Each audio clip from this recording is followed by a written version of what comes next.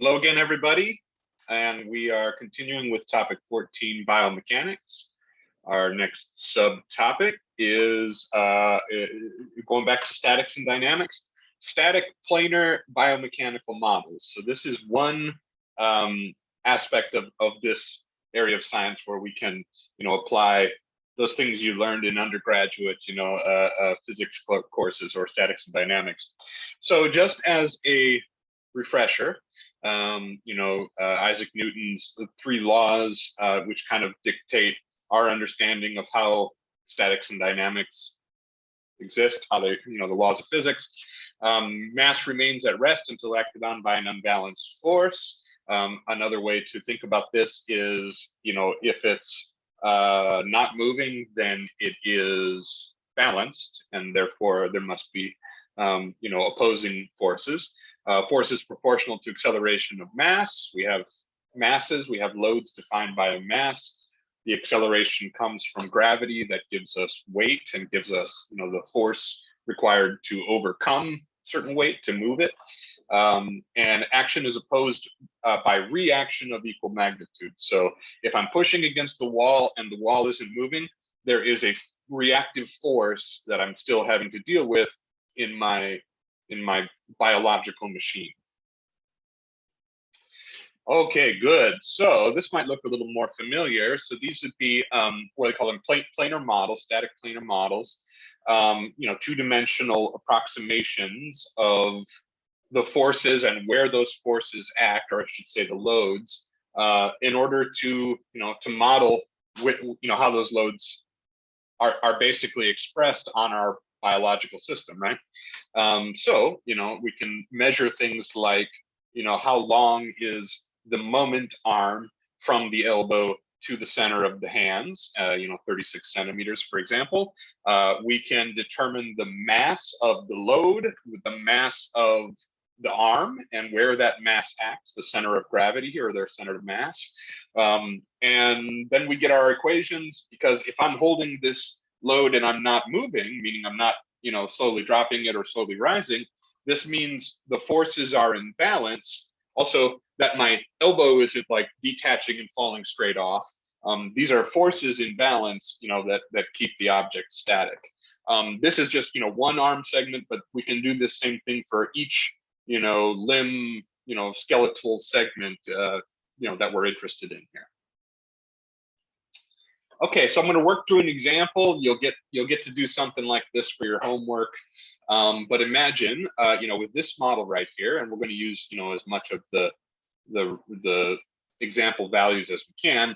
So we'll say it's a 20 kilogram load, and I know this image doesn't quite look like it, but I'm holding it with two hands, right, on either side, just like this. And I want to know what is the reactive force at the elbow, essentially the force that my tendons and ligaments in the elbow need to be able to sustain so that my forearm doesn't fall off my body, right? So our elbow meaning keep this whole moment arm and load attached to the body at this point. I also need to know what is, the moment about the elbow that's offset so that we don't have any rotational, any torque, any moment about that point. All right, so if I say I've got 20 kilograms and I've got both hands involved, I think it's a reasonable thing to say each hand is supporting an equivalent, it's balanced, amount of mass. So 10 kilograms per hand, that's going to be what we're working with here. Let's say we use anthropometry, or we just measured it ourselves. We say it's 36 inches long. And for, however we determine this, the weight of, so this is, the weight, the mass times the acceleration of gravity is 16 newtons, and that's the entire, all of the tissue of the forearm and hand. And the center of gravity, or the center of mass for that, is, halfway. We just make an approximation, say it's halfway, 18 centimeters, sorry, not 18 inches, sorry for that confusion, 18 centimeters. And then now we can solve using our statics equations, actually using Newton's, force and moment balance equations. So what is the load in terms of the down, the earthward forces, the weight, in each hand. So we're going to talk about each hand, but we're really just going to do one hand and then say it's the same for the other hand. But we know it's 10 kilograms of mass supported in each hand. Multiply that by the gravity vector, could have negative 9.8 if you want to say, it's in a negative direction, but it's 98 newtons of force, from the mass of that load. We also have to consider the mass of the forearm and elbow. So let's see how that goes.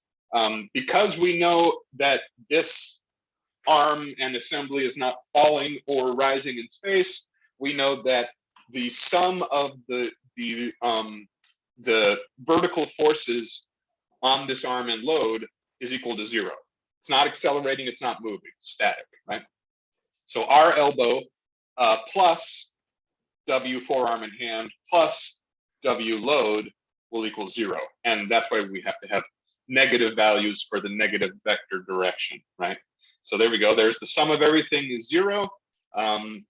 And so we can plug those in. We have those numbers. Notice again, I'm using negative numbers because the vector says, this force is downward and it needs to offset the upward force of the reaction force at the elbow. So what do we get here? 114 newtons. So that's a pretty substantial load on these joints. On this joint, the tendons and ligaments there, tendons and ligaments. So I'm holding something out here, but I also have to consider all of the joints, that are part of the biomechanical machine that's supporting this load. All right, so that's good. I need tendons that can hold at least 114 newtons and don't snap so my elbow doesn't fall off. My forearm doesn't fall off at the elbow.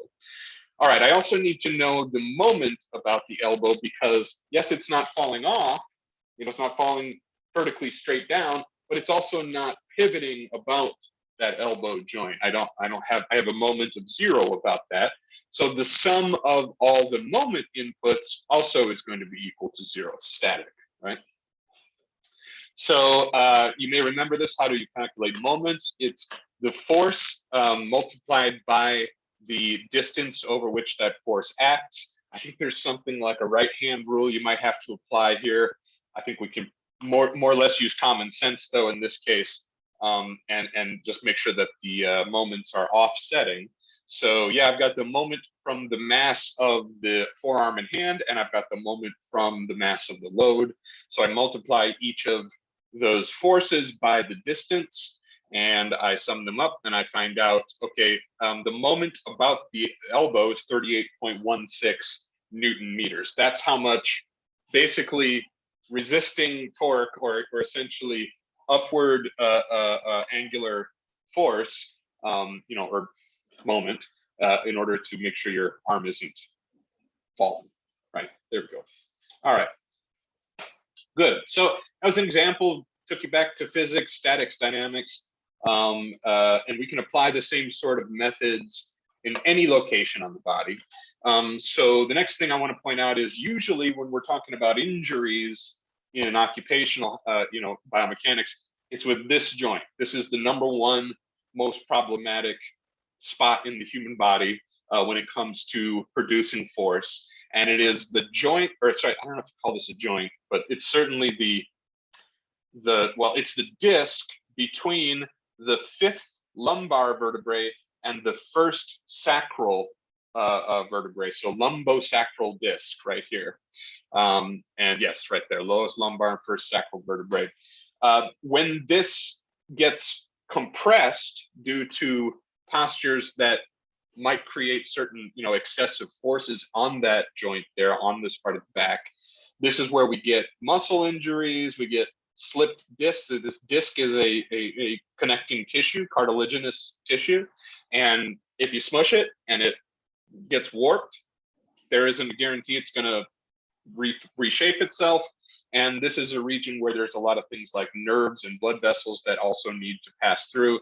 And if those get, pinched, disrupted, that's when we have long-term back and leg and all kinds of life problems. So anyway, I hope this isn't, the back club hasn't gotten all of us too badly yet. But this is a little science about something to look out for. This is why you don't lift with your back. We got to protect this precious and fragile region of our lower back which we don't do if we are imposing large compressive or forces or moments about that pivot point. Okay, so yes, consider, and I'm using a little bit more goofy animation here to kind of illustrate this, but this is why we lift with our knees and we don't pivot about the back, is because we can, just like we were doing with the elbow there, we can determine the compressive forces over which the muscles of the back have to act, and in order to be able to maintain posture, in order to be able to produce force, over a moment arm of the entire, upper torso. So here's what we're going to be concerned with here. There's a little muscle there. Well, it's not little. Let's call it it's a 5 centimeter muscle that is essentially contracting so that I can, become upright. I can move my torso. I can extend my torso. I should say extension. We know that term, right? So we need enough force in that muscle to offset the moment of the mass of the weight of the torso and the weight of the load held out at a moment arm. So we need these two moments to offset and be zero if this is a static posture. So the force of the of the muscle, the force produced by the muscle, the contracting force over 5 centimeters has to offset the weight of the load at a distance h. This is h right here, and the weight of the torso, which acts at its center of mass, which is b away from this lumbosacral joint. So let's give a few example numbers here. Call them, these.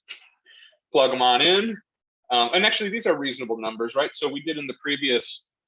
We found that the load was 98 newtons. It's about twice that, and I think it's a completely reasonable thing to say. An adult torso might weigh 400 newtons if you think of the kilograms involved, and then multiply by 9.8. That's reasonable. So if they act over these distances, we can plug it in. We can solve for the force on the muscle, and we see that, hey, that's 3,200 newtons. That's quite a force requirement just to be able to hold this static posture. And so you can imagine if I'm moving against it, if I'm lifting, I'm actually overcoming that degree. And of course, this isn't the only muscle that's involved in this lift, but it is one of the very few muscles that's involved in that joint right there. And that's why we don't want to overemphasize this tiny muscle with that really big, gross, movement. So bend your legs, bend your knees, try to stay up and down in the torso as much as you can. And this is the reason why, because the moment about that can be very extreme. And 3,200 is not necessary. Like there will be, a range of people who are incapable of producing that much force with that muscle. So, according to the range of strengths, between 2,000 newtons and 5,500 newtons is the limit for that muscle. So you can conceivably see how if I am lifting inappropriately and I get a significant enough load that I'm trying to haul, it could quickly lead to a back injury. Now, not muscle anymore. Let's talk about that L5S1 cartilaginous disc there. And if we smush that, if it gets warped, that's going to be a problem. So let's look at what the compressive forces are. So here's my disc, and I'm talking about what's going on when I use my muscles to stand up, and I'm forcing with those muscles and with my entire body posture. I'm causing these compressive forces there. So now I can use my moment equation. I can actually balance. Oh, actually, what I'm balancing here is, I'm doing whatever the X and Y components here. So F, the compressive force here. Remember, I've still got that muscle that's pressing, or that's manipulating the joint region there. And so if we, look at the forces, the X component of the forces, the Y component of the forces here, here's my alpha, and the force of the muscle. Sorry, I'm actually converting it to this axis along the spine. That's where these cosines come from. So if that's about 55 degrees, here's my posture, whatever. Then I can put these numbers in, and I see, oh, that compressive force is, about 3,500 newtons. How does that compare, to, these would be non-cadaveric, meaning like, living healthy adults. This is probably one of the most well-cited, more comprehensive empirical studies that looked at the strengths that could be, sustained by that joint in particular, the L5-S1 disc. And what we're seeing here is 5,000, 8,000. We can read the details if you want to check it out. But essentially, this is in the same ballpark as what this simple lift is doing compressive wise. So, we're not that much further along before we try to force something. We have a compressive force that is likely to damage the tissue there. And then that's, of course, a long, expensive, painful recovery or never recovered. So anyway, there we go. That's 14.2. Tune in for the next one. Thanks.